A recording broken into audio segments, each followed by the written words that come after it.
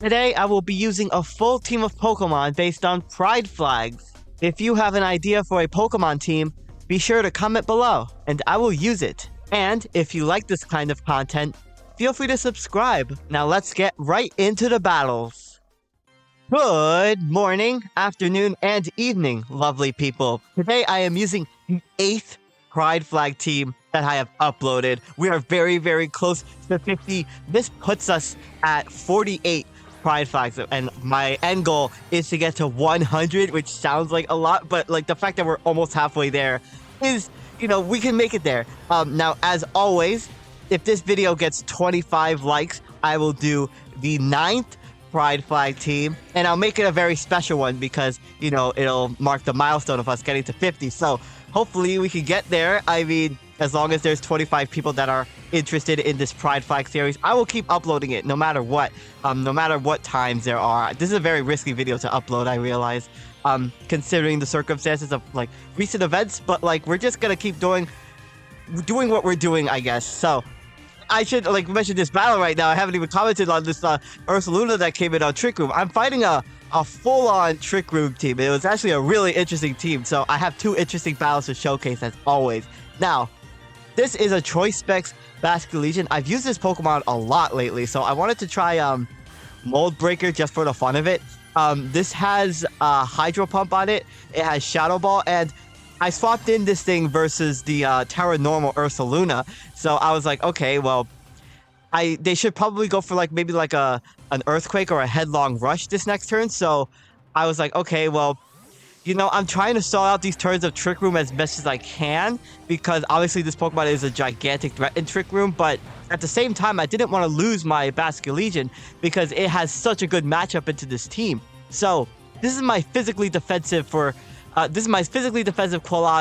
for the Giant Sexual Flag or Gynosexual Flag, but I really didn't want to swap in my Basculegion. I didn't want to have to keep making predictions because at any point I could lose my Basculegion. So I'm gonna sacrifice my Florges. That's a physical Florges. It really did not have the best matchup. I'll go over that set in the next battle, and I'll also go over all of these Pride flags and identities like in the little box down below. So the Heterosexual flag, for example. So not the Basculegion, the Ursaluna is gonna swap out into the Hatterene. So I'm like, okay, well, like I said, I have Choice Specs Hydro Pump on this. It should be doing a lot of damage, which it does versus the Hatterene, and I'm gonna be able to land 2 of them. And I imagine that this Hatterene might be like Focus Sash anyway, so I'm gonna get that 2-hit KO on it, so that's nice. So into the Cresselia. Now I really Cresselia is a very bulky Pokemon, so I wanted to I swapped out just because I knew that they would go for a Trick Room in any case. It would probably just gonna bounce off, and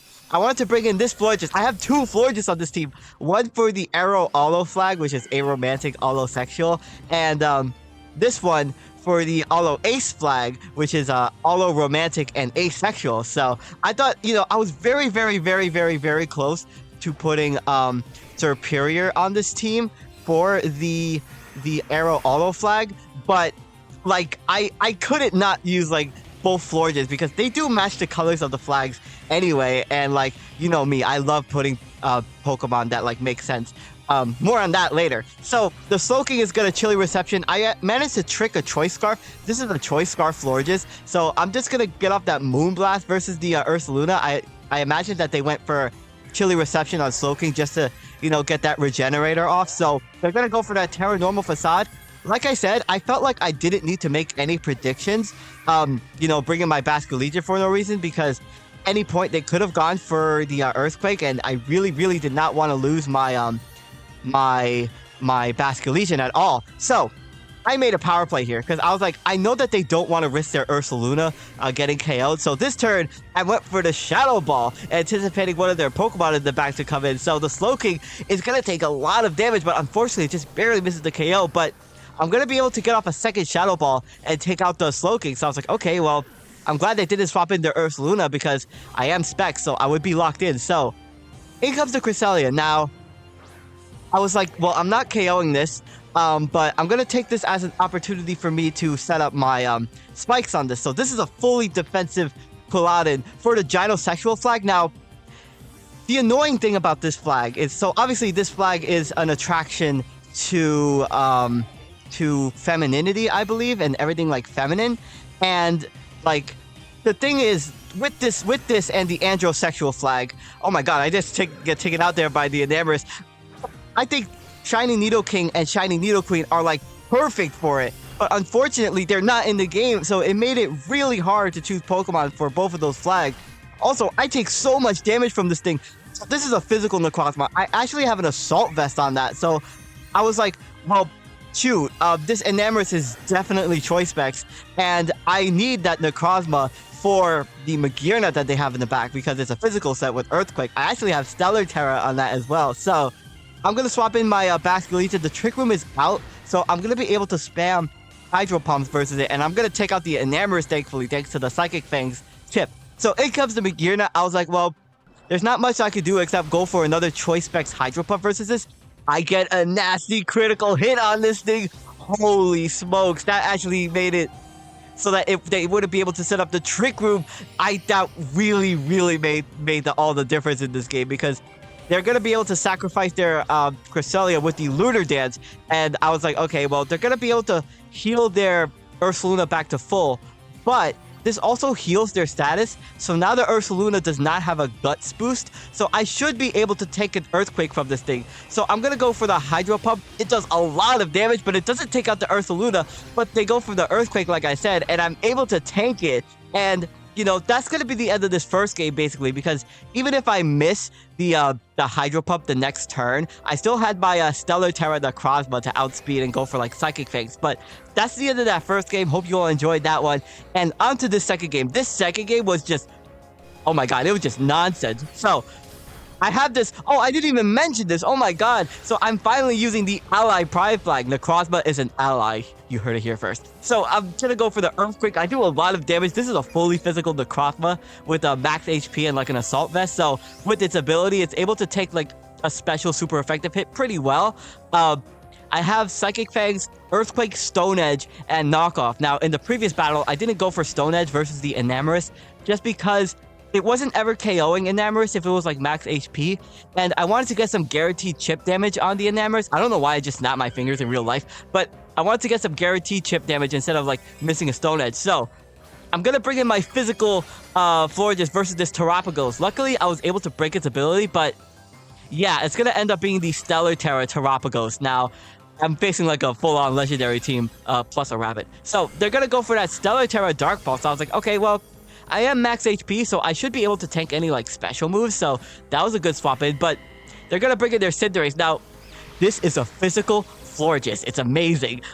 So yeah, Florges' physical move pool is really lacking. It gets a Petal Blizzard, it gets Trailblaze. I have Copycat, and well, let's just say its physical move pool is so bad that I had to run Terra Blast Fairy on the physical move pool. It's so bad. So I'm gonna bring in my defensive Quilladin. I'm able to block the Pyro Ball because of the bulletproof ability. So I was like, well, that's good. I anticipate they wouldn't like know about that interaction, but the Cinderace ends up having Acrobatics. I'm like, shoot, that did a lot of damage. I think this might be itemless Acrobatics actually. So I'm gonna get off the Roar. This is a fully defensive set.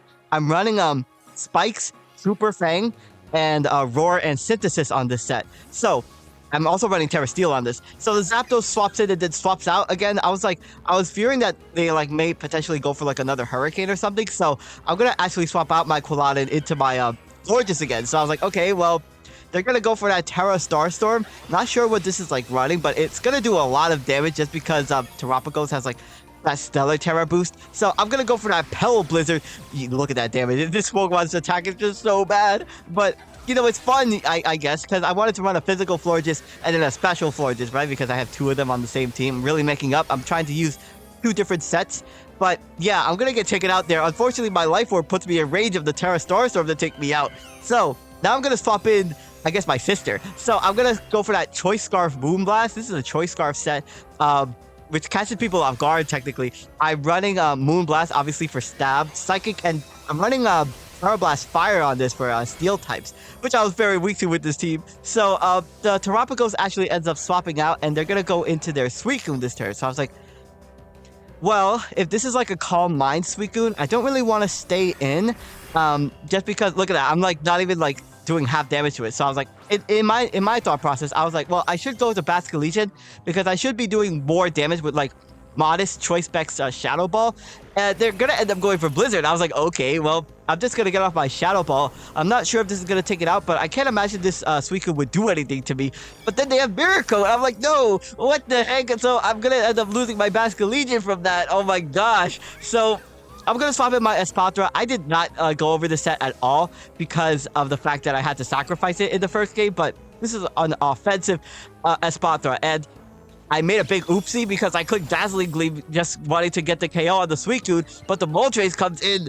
Oh man, if only I went for Lumina Crash that turn. So I have to swap out my Espatra because I'm not sure what this Moltres is gonna do. It ends up having Sky Attack. I could have stayed in because I had Protect on that set with Speed Boost, but I have no switches to Sky Attack at the same time, so I'm gonna have to sacrifice. I was sacrificing my Quilladin anyway from this thing, but man, I haven't taken out a single Pokemon and I only have half my team left. I have to get back into this. So, bringing in my Necrozma, they're gonna go for a Sky Attack. I'm like, please do not miss Stone Edge. Do not, please. Because I was probably gonna get taken out by this thing, but thankfully I do land the Stone Edge. Overkill critical hit, by the way, and I'm able to take out the Flaming Chicken. So I'm like, okay, that's really good. I got a KO at this. I should be able to get back into this game with my Espatra in the back. So they're going to bring in the Zapdos. I am going to go for Stone Edges versus this thing. And they actually have Zap Cannon on their set. I'm like, oh my goodness. I hope they don't land that because I don't want this thing getting paralyzed. So thankfully, they do miss both of their Zap Cannons. And I'm going to go for the Psychic Fangs and take out the Zapdos. So I'm like, okay, well, that's another KO for the Ally. The Ally is really helping me in this team. We actually need more allies now than ever in this time of... In this point of history, I would say. So, Terapagos is going to go for the Dark Pulse. I imagined that I would live that because of my Assault Vest, but I get flinched. I'm like, no, I could have gotten the KO on that with the Psychic Fangs, but I'm going to swap out into my Florges. I was thinking that I should be able to take the Dark Pulse. I don't want to sacrifice my ally for no reason, so I'm going to tank that, I'm going to be able to tank that Dark Pulse at the very least. So, they're going to end up swapping out, imagining that the Florges, they don't want to lose their Terapagos, so they're actually going to end up going into their Dialga. I would have thought that they would go into their Cinderace this turn, but the Florges is actually going to be able to pick up the KO on this thing. So I'm like, okay, well, that's nice.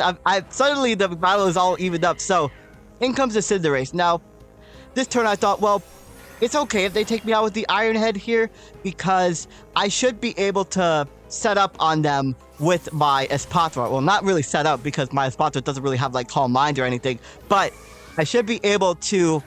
I've had their team weakened to the point where my Espatra should be able to win in this endgame. So, I'm going to go for the Protect because I'm running Speed Boost and I need to outspeed this Cinderace. I'm not really sure what they're going to do, but they're going to go for a Pyro Ball. So, I'm like, okay, well, so my Necrozma is Stellar Terra. This is also Stellar Terra. This is a Stellar Terra Espatra. Now, I wanted to run something that wasn't like Calm Mind Stored Power, but this is a Lumina Crash Espatra with Terra Blast Stellar, which is interesting, and I have Dazzling Gleam on this as well. So, going for the Stellar Terra Blast on this on the Cinderace, and that's gonna be enough to take it out. They were a Steel type because they went for Iron Head, so I really didn't like. Maybe a Lumina Crash Stellar Terra boost would have taken it out, but I wanted to be safe and go for the Stellar Terra Blast. When have you seen Stellar Terra being used this often? So they're actually gonna end up swapping their Terapagos. Look at this double Rainbow Terra. Perfect for a Pride Flag team. So I'm gonna go for that Stellar Terra Lumina Crash. I'm gonna call it Lumina Blast. And that's obviously gonna be able to take out the Terapagos because I outsped it with my Speed Boost. And their last Pokemon is the Suicune, which is on such a low amount of health that they're gonna fate to the spikes immediately upon switching out. So that's gonna be the end of that last game. That's the end of both games, actually. Thank you all so much for watching. Thank you so much for the continued support on these Pride Flag teams. My name is SkyLaaa. Don't forget to smile, and I will see you all next time.